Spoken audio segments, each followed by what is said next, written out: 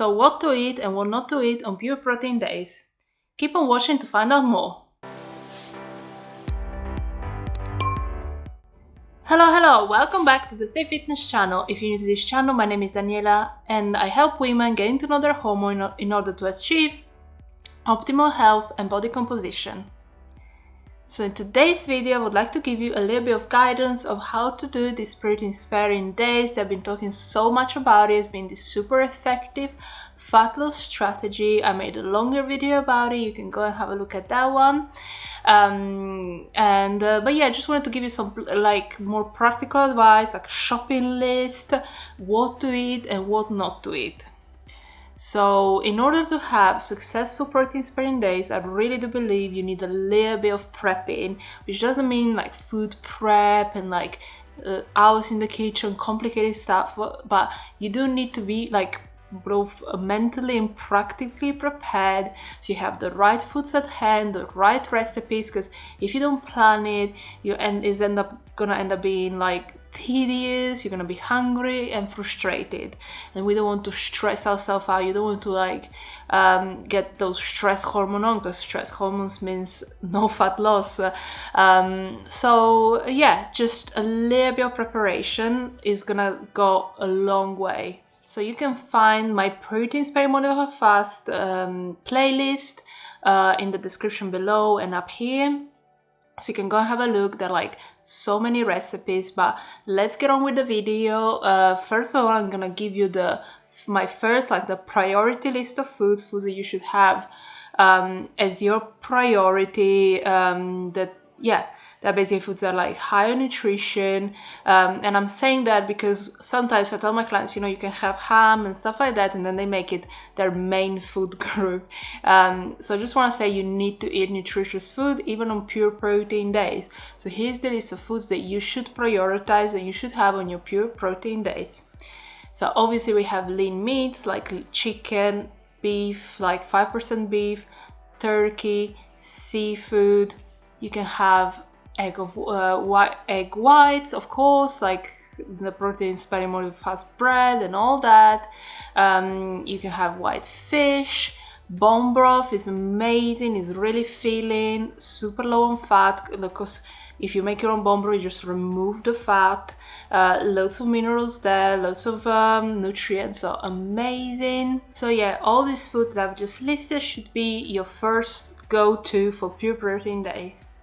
So the second list are buffer, you say contingency, filler foods that you should use just to fill up your plate. So if you finish your food and you're still a little bit hungry, but yeah, as I say, it shouldn't be your main food group. The second list of foods are ham, chicken slices, turkey ham, things like tuna can, low-carb plant foods like berries and vegetables. And you can also have things like flavored sparkling water, but I'm gonna tell you a little bit more of 0-calorie drinks in the next list. So the last list is a list of foods you should absolutely avoid on lean protein days to maximize your results. The first food is dairy.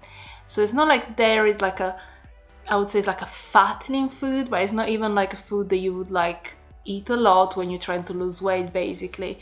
First, it's quite I get that maybe you think why can I not have really low fat cheese and stuff like that, and it's just a point of you're only doing it once or twice a week, so it's better just to avoid those foods that are a little bit more, maybe I don't like saying fattening because they're not fattening, but it's definitely, they're not fat loss foods, which is, again, I don't like using this terminology. I would want to explain it better, but it's basically, in order for the protein sparing to be as successful as possible, is better but not essential to avoid dairy. If you end up having a little bit of cottage cheese or something like that, it's not gonna the world won't fall apart, but things zero fat yogurt and stuff like that is quite high on sugar. Most of dairy has quite a bit of sugar, so it's just I think you would just like, you would shoot yourself in the foot with like, in terms of how much fat and sugar you're managing that day. I think you're way better off eating more, leaving your fat budget with your meats and stuff like that, because they naturally would have some fat, like some like chicken breasts and stuff like that, super low fat. But if you're having like chicken thighs or like even lean beef has some fat, I would rather eat that fat rather than having it from dairy. So the second food, which I really don't recommend having, is like processed foods.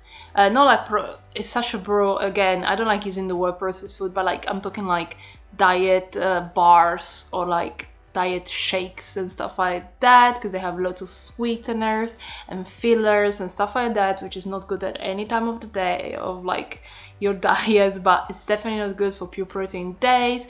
Having foods that could potentially spike your insulin, even if like sweeteners can still have some type of effect on your blood sugar, still a question mark.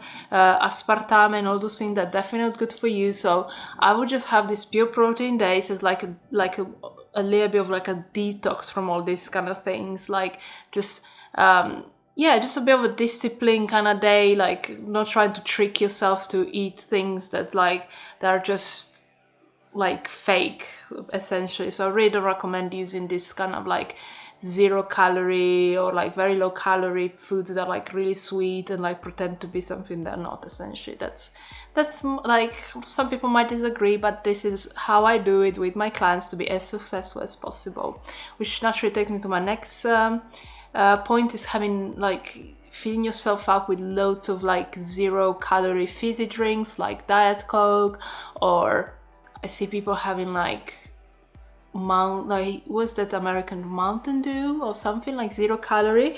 Again, lots of this like really bad sweeteners for you, and preservatives and stuff like that. So it's just like not a healthy way to approach like a lean day by just having loads of these fizzy drinks essentially. I don't agree with it. And again, another point, having like loads of coffee, because coffee of course gives you that fake feeling of being full. So maybe you are hungry, you just have lots of coffee, like black coffee and stuff like that. Because I don't think it's a good idea, because it will stress your body out, it will give you a fake sense of fullness, and it's just not good. It's like you're just stimulating lots of stress hormones. So don't overdo it, but it's basically like try and be as like one ingredients foods as possible. Loads of like nice lean meats, which you can prepare in many ways. Like I have like meatball recipes. You can make lots of things with protein sparing bread. You can make if you're eating vegetables, you can make stir fries and stuff like that. So keep it like kind of like from the earth, from like natural sources, and then you can do little things here and there that are like a little bit more processed. And basically that's my advice, like in terms of like how much you should eat and stuff like that, where I explain a little bit more in that longer video. Like it's gonna be subjective. But you should keep both fat and carbs at minimum. Usually, let's say for a woman, like average, it would be like around 20 grams of carbs and 40 grams of fat.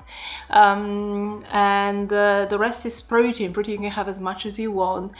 And but yeah, you're only doing it 1 or 2 days a week. Do not try and do it like many days a week, because you're gonna start being so sluggish.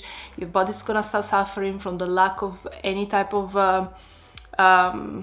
fuel, because you're not doing fat or carbs. So it's like there's no fuel, it's like a fast. So yeah, this is all I had to say for today. I hope you find this information useful. If you did, please consider sharing it with your friends and family, giving a big thumbs up, leaving a comment, which helps a lot, spreading the message. I hope you give, if you're someone who's already on a keto, carnivore, low-carb, intermittent fasting type lifestyle, and if you're struggling to just lose those extra few pounds, stuff like that, I really recommend giving this pure protein dish a try. I mean, even for women, like I really think it's better than just fasting, because doing like a 24-hour fast for a woman can be very stressful, because we have, depending on the time of the month and stuff like that. So at least we're eating, which I think is great and is really effective. So yeah, I hope you give it a try. But yeah, thank you so much for watching. Consider subscribing to the channel if I didn't say already, and I'll see you next time. Bye.